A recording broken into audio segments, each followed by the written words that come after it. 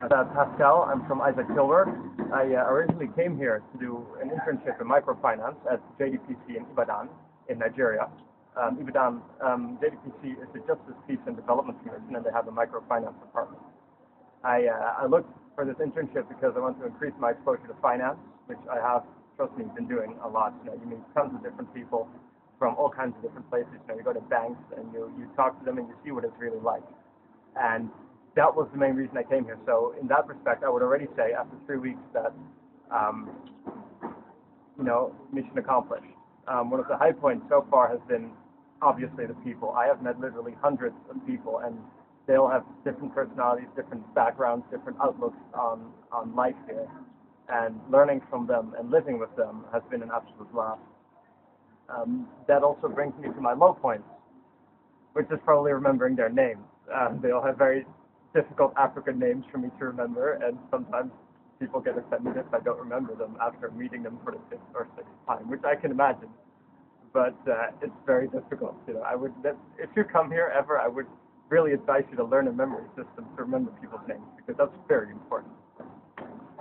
I went to Calabar for a global village event, which the people there, they did a wonderful job because they compressed maybe a week's schedule in 2 days, and the 2 days were absolutely magnificent. And I can't really say too much about that in a 5-minute interview, but it has been excellent, and it has been worth the time and the money.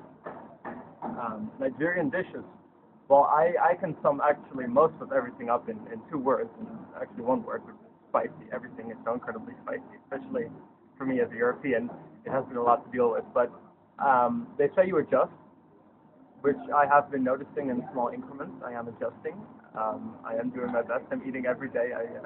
I'm talking to a cook at my work now, and she's making my food actually more and more spicy as we go on, so I can get used to it. Things I will miss in Nigeria is probably riding my Okada. I rented an Okada through a friend of a friend, and it's been both suicidal and brilliant at the same time. I just really, really enjoy doing that, and it's been wonderful. And I can't do that back home, especially the driving style. They'll probably arrest me after maybe 2 days. So I have to get used to driving back in European roads when I get back.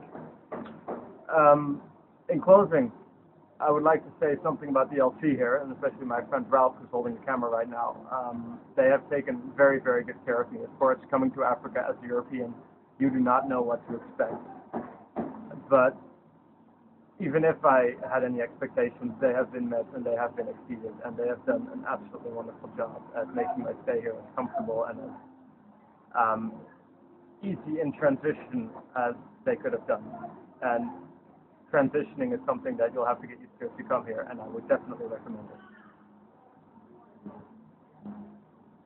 Oh, right. My Nigerian name. There have been actually I've been given many Nigerian names. One of them, if you're white, you'll probably be called Oyibo a lot. Even if you're not black, you'll be called Oyibo. Doesn't really matter what you are. They have called me Pasco White, probably because of my skin color, and they have called me Wole, which apparently means coming. And I'll leave it up to you to interpret that. Thank you for listening, and goodbye.